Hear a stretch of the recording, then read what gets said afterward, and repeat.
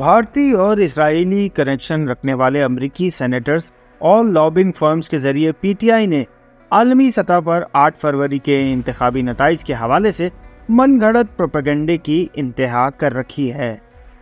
ستم ظریفی یہ ہے کہ یہ وہی سینیٹرز اور لابنگ فرمز ہیں جو غزہ میں اسرائیلی مظالم کی اعلانیہ حمایت کی شہرت رکھتے ہیں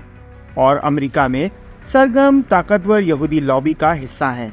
جس کے ساتھ اب بھارتی لابی بھی اٹیچ ہو چکی ہے۔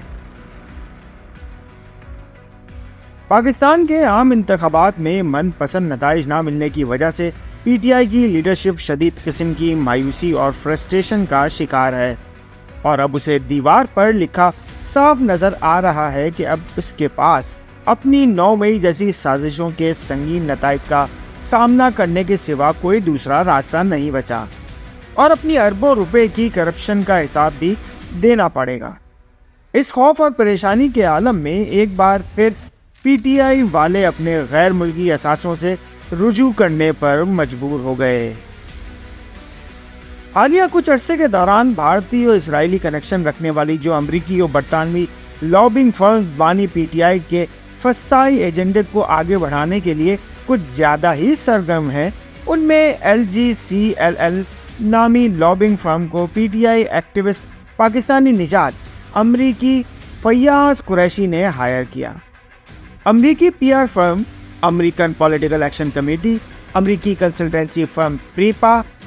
فینٹن آرلوگ اور CIA کے سابق افسر رابرٹ لارن گرینیئر کی فرم LLC کو میڈیا اور سیاسی لابنگ کے لیے ہزاروں لاکھوں ڈالر ماہانہ ادا کرنے کے ثبوت بھی سامنے آ گئے ہیں۔ پاکستان کے انتخابات کی شفافیت پر منفی سوالات اٹھانے پر مامور یہ لابنگ فرمیں گھوسٹ رائٹرز کے ذریعے عالمی میڈیا پر زہریلا پروپیگنڈا کر رہی ہیں۔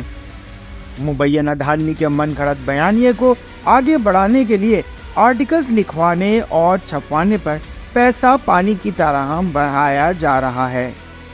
اور اس بات کی کسی کو پرواہ نہیں کہ ذاتی سیاسی مفادات کے جنون میں جاری اس پاگل پن کا ملک کو کتنا نقصان ہو رہا ہے،